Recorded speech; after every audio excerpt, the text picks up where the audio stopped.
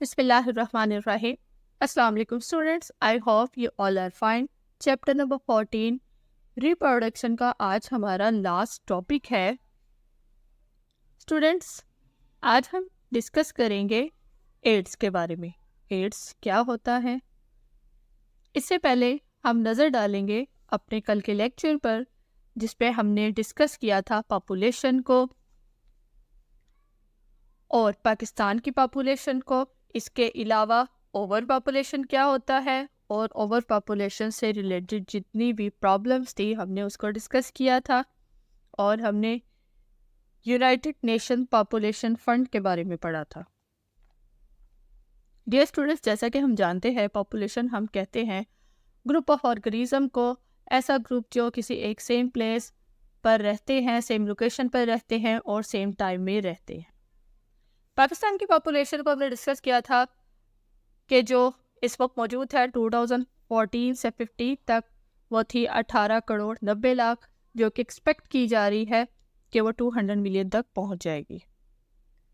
Dear students, इस वक्त population Pakistan की बहुत ज़्यादा एक्सीड कर गई हुई है और पाकिस्तान में ग्रोथ रेट पास्ट की निस्बत यानी कि पहले की निस्बत इस वक्त पाकिस्तान में ग्रोथ रेट बहुत ज़्यादा है.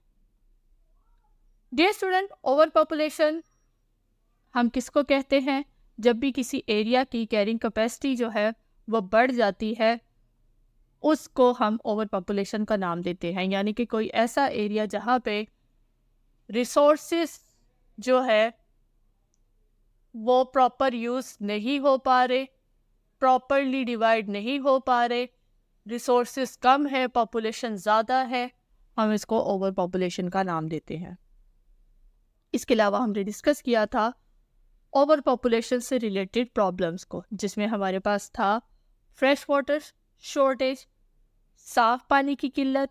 इसके अलावा ओवर पॉपुलेशन की वजह से डिफॉरेस्टेशन होती है. डिफॉरेस्टेशन से कई मसाइल जन्म लेते हैं, जिनमें एक पोल्यूशन सबसे बड़ा मसला है. हमारी आबो हवा बहुत ज़्यादा आलूदा हो रही है, हमारा जो एनवायरनमेंट है वो बहुत ज़्यादा इफ़ेक्ट हो रहा है डिफॉरेस्टेशन की वजह से. ग्लोबल वार्मिंग इसकी जो है एक हमारे पास वजह है कि डिफॉरेस्टेशन से ग्लोबल वार्मिंग बहुत ज़्यादा बढ़ती जा रही है. इसके अलावा लॉस ऑफ इकोसिस्टम, बहुत सारे इकोसिस्टम तबाह हो रहे हैं. इन्फेंट और चाइल्ड मोर्टेलिटी रेट बढ़ता जा रहा है, पुवर्टी बढ़ती जा रही है, गुर्बत बहुत ज़्यादा हो रही है. ओवर पॉपुलेशन इसके अलावा डिमांड करती है बहुत ज़्यादा घरों को, रिहाइश जो है जैसे आबादी बढ़ती जाएगी जो रिहाइश लोगों को चाहिए उसकी डिमांड भी बढ़ती जाएगी. इसके अलावा मोर हॉस्पिटल्स, मोर जॉब्स, मोर एजुकेशनल इंस्टीट्यूशन, फूड क्रॉप्स, ये तमाम जो है इनकी डिमांड बढ़ती जा रही है. डियर स्टूडेंट्स, ओवर पॉपुलेशन को ज़रूर कंट्रोल करना चाहिए क्योंकि हमारे जो रिसोर्सेज है वो लिमिटेड है. इसके अलावा Pakistan ministry of population and welfare उन्होंने बहुत से इकदाम किए हैं, जिनमें से लोगों को ओवर पॉपुलेशन के नुकसानात के बारे में आगाही मुहैया करना और हम अपनी पॉपुलेशन को कैसे स्टेबलाइज करें ताकि हमारे रिसोर्सेज जो है वो उनसे मैच कर सके. UNFPA को हमने पढ़ा था, यूनाइटेड नेशन पॉपुलेशन फंड को. ये एक ऐसी ऑर्गेनाइजेशन है जो 1969 में बनी, इंटरनेशनल ऑर्गेनाइजेशन है जिसका काम क्या है? It provide funding for population and health programs. इसके अलावा ये तकरीबन 140 कंट्रीज़ में काम कर रही है और इसका मेन जो पर्पस है लोगों में ओवर पॉपुलेशन के कॉन्सिक्वेंसेस के बारे में अवेयरनेस प्रोवाइड करना. डियर स्टूडेंट्स, आज का हमारा लेक्चर है एड्स पर. एड्स क्या होता है? उससे पहले हम एक टर्म पढ़ेंगे STDs. STDs stands for Sexually Transmitted Disease. अगर इसकी डेफिनेशन को देखा जाए तो वो कुछ ऐसे है: the disease that are transmitted through sexual act.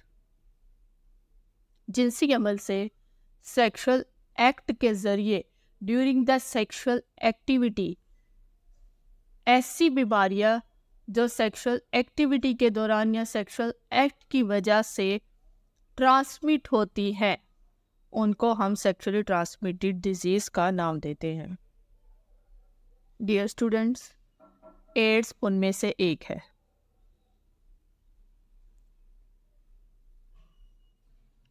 Dear students, AIDS stand for A for acquired, acquired का मतलब होता है हासिल करना। आई फॉर अम्यूनो, अम्यूनो हमारी कुव्वत मुदाफियत। डी फॉर डेफिशिएंसी, डेफिशिएंसी कहते हैं हम कमी को। एस फॉर सिंड्रोम, सिंड्रोम हम कहते हैं बीमारी के मजमूए को। Dear students, AIDS is acquired immunodeficiency syndrome, ये एक सेक्सुअली ट्रांसमिटेड डिजीज़ है, जिसका मतलब है ये एक ऐसी डिजीज़ है जो सेक्सुअल एक्ट के थ्रू ट्रांसफ़र होती है। एक पर्सन से दूसरे पर्सन तक सेक्सुअल एक्टिविटी के दौरान ये बीमारी जो है वो ट्रांसमिट होती है। डियर स्टूडेंट्स, ये बीमारी एक वायरस की वजह से होती है जिसको हम HIV वायरस कहते हैं। ये HIV वायरस जो है हमारे WBCs को डिस्ट्रॉय करता है, हमारे WBCs को अटैक करता है। स्टूडेंट्स, आपको याद होगा WBCs क्या है। 9th क्लास चैप्टर नंबर 9 हमने डिस्कस किया था ब्लड में ब्लड प्लाज्मा, और उसके बाद हमने ब्लड सेल्स को डिस्कस किया था, जिसमें हमने red blood cells, white blood cells और प्लेटलेट्स को पढ़ा था। WBCs वाइट ब्लड सेल्स है जो हमारी बॉडी की आर्मी है। हमारी बॉडी में कोई भी जर्म, वायरस, बैक्टीरिया एंटर होता है तो ये उसके खिलाफ लड़ते हैं। डियर स्टूडेंट्स, WBCs हमारी बॉडी की आर्मी है, हमारी बॉडी का डिफेंस सिस्टम है। तो HIV वायरस हमारे वाइट ब्लड सेल्स को डिस्ट्रॉय कर देते हैं, जिसकी वजह से हमारी जो बॉडी है वो मुख्तलिफ बीमारियों का शिकार हो सकती है। डियर स्टूडेंट्स, WBCs डिस्ट्रॉय होने की वजह से बहुत सारे इन्फेक्शन के खिलाफ जो मज़ाहमत है वो ख़त्म हो जाती है। यानी कि WBCs जब ख़त्म हो जाएंगे, जिसकी वजह से किसी भी इन्फेक्शन के अगेंस्ट जो रेजिस्टेंस है वो भी ख़त्म हो जाएगी। डियर स्टूडेंट्स, इसके अलावा जो दूसरे कॉजेज़ है एड्स के, वो है सबसे पहला अनप्रोटेक्टेड सेक्सुअल एक्टिविटीज़, यानी कि जो जिनसी अमल है उसे गैर महफूज तरीके से सरअंजाम देना। डियर स्टूडेंट्स, अगर एक पर्सन इन्फेक्टेड है और वो इन्फेक्टेड पर्सन सेक्सुअल एक्टिविटी में इन्वॉल्व होता है तो वो इस डिजीज़ को ट्रांसमिट कर देता है। इस एक्टिविटी की वजह से वो दूसरे पर्सन को इन्फेक्ट कर रहा है और जो दूसरा पर्सन है वो भी एड्स का शिकार हो जाता है। तो इन सेक्सुअल एक्टिविटीज़ को प्रोटेक्ट तरीके से सरअंजाम देना चाहिए। इसके अलावा जो दूसरी एक वजह है वो है ट्रांसफ्यूजन ऑफ ब्लड और ब्लड प्रोडक्ट्स। स्टूडेंट्स, एक इन्फेक्टेड पर्सन से हम ब्लड नहीं ले सकते।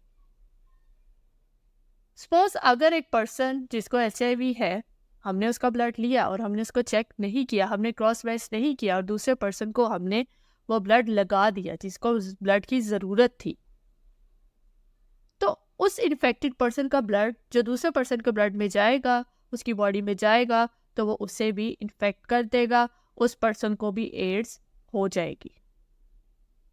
इसके अलावा different blood products, WBCs, white blood cells, plasma वगैरह इसमें शामिल है। अगर ब्लड और ब्लड प्रोडक्ट्स की ट्रांसफ्यूजन होती है तो ये भी एड्स की एक बड़ी वजह है। डियर स्टूडेंट्स, इन्फेक्टेड नीडल्स, बीमारियां ज़िंदगी के साथ है।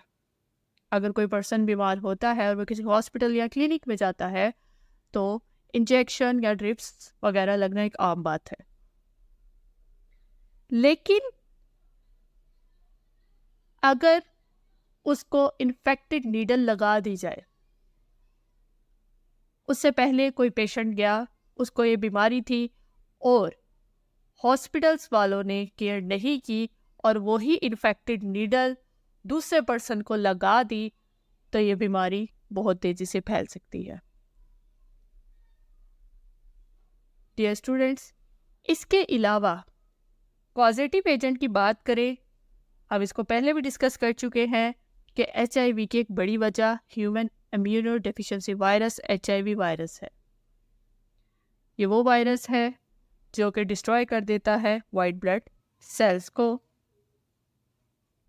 और एक फैटल डिजीज का बायस बनता है जिसको हम एड्स कहते हैं।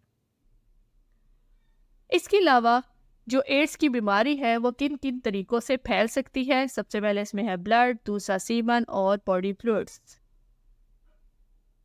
ब्लड के थ्रू बीमारी फैल सकती है, इन्फेक्टेड पर्सन का ब्लड अगर हम किसी दूसरे पर्सन को लगाते हैं। सीमन के थ्रू हमने पढ़ा था मेल रिप्रोडक्टिव सिस्टम में कि जो सीमन है ऐसा फ्लूइड है जिसमें 10% स्पर्म और 90% फ्लूइड मौजूद होता है। तो ड्यूरिंग द सेक्सुअल एक्टिविटी जब मेल बॉडी से स्पर्म फीमेल बॉडी में जाते हैं तो ये फ्लूइड भी साथ रिलीज होता है। अगर तो वो पर्सन इन्फेक्टेड है, उसको पहले से एड्स मौजूद है, तो उसके सीमन के थ्रू ये जो वायरस है दूसरे पर्सन की बॉडी में जा सकता है, फीमेल बॉडी में जा सकता है। डियर स्टूडेंट, बॉडी फ्लूइड्स में ब्लड भी शामिल है, सीमन भी शामिल है, इसके अलावा और बाकी भी बहुत से बॉडी फ्लूइड्स जो है वो मौजूद है जिसके ज़रिए एड्स की बीमारी फैल सकती है।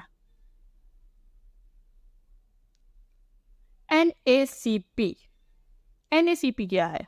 What is NACP stands for? N for National, A for AIDS, C for Control, P for Program. National AIDS Control Program. Dear student, ये programme federal ministry of health ने एस्टैब्लिश किया था 1987 में, जिसका बुनियादी मकसद था HIV की ट्रांसमिशन को रोकना, इस वायरस को रोकना, लोगों को अवेयरनेस प्रोवाइड करना, लोगों को इस वायरस के बारे में आगाह करना, लोगों को प्रॉपर एजुकेशन इंफॉर्मेशन प्रोवाइड करना कि किन किन एक्टिविटीज़ और किन किन वजूहात की बिना पर यह बीमारी फैल सकती है और हम इससे किस तरह से बच सकते हैं। तो ये एक NACP एक प्रोग्राम है, एक ऑर्गेनाइजेशन है जिसकी वजह से जो है एड्स के बारे में हम लोग अवेयरनेस प्रोवाइड कर सकते हैं। डियर स्टूडेंट्स, पाकिस्तान में इस वक्त HIV इन्फेक्शन की फ्रिक्वेंसी लो है, लेकिन ये कभी भी बहुत से रिस्पेक्टर्स की वजह से एपिडेमिक की शक्ल इख्तियार कर सकती है, जिसमें हमारे पास infected blood products, homosex, injected drug users, infected needles वगैरह शामिल है।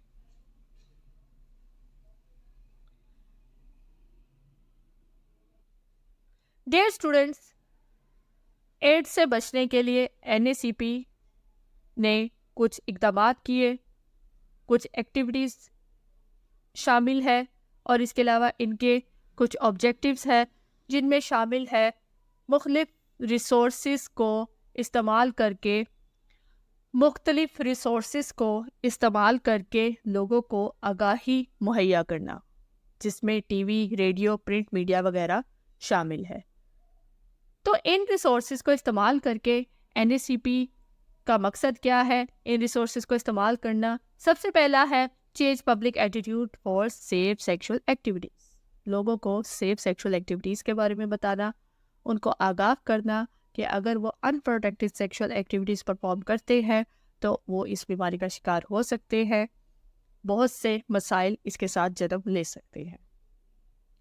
इसके अलावा HIV की इंफॉर्मेशन के लिए डिमांड्स करना, ताकि लोगों को ज़्यादा से ज़्यादा हम आगाह कर सकें HIV क्या है, किन किन वजूहात की बिना पर ये हो सकता है और किस तरह से फैल सकता है और हम किस तरह से बच सकते हैं।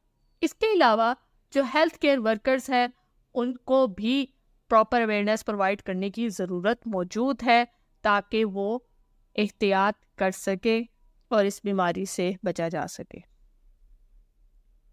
डियर स्टूडेंट्स, इस वक्त पाकिस्तान में तकरीबन 54 NGOs नॉन गवर्नमेंटल ऑर्गेनाइजेशन काम कर रही है, जिनका बुनियादी मकसद है एड्स और HIV के बारे में अवेयरनेस प्रोवाइड करना ताकि लोगों को इस बीमारी से बचाया जा सके। स्टूडेंट्स, ये था हमारे इस चैप्टर का लास्ट टॉपिक एड्स का। उम्मीद है कि आपको ये अच्छे से समझ आ गया होगा। बोर्ड पॉइंट ऑफ व्यू से इम्पॉर्टेंट है। आपको शॉर्ट और लॉन्ग दोनों क्वेश्चंस के तौर पे ये पूछा जा सकता है। NACP के बारे में पूछा जा सकता है। NACP के ऑब्जेक्टिव्स क्या क्या है ये पूछा जा सकता है। इसके अलावा आपसे एड्स एब्रीवेशन पूछी जा सकती है, एड्स की जो है वजूहात पूछी जा सकती है और इसकी प्रिवेंटिव मेजर्स भी पूछी जा सकती है। इसको अच्छे से समझिएगा, याद कीजिएगा। मिलते हैं अपने नेक्स्ट लेक्चर में, तब तक अपना ख्याल रखिएगा। अल्लाह हाफिज़।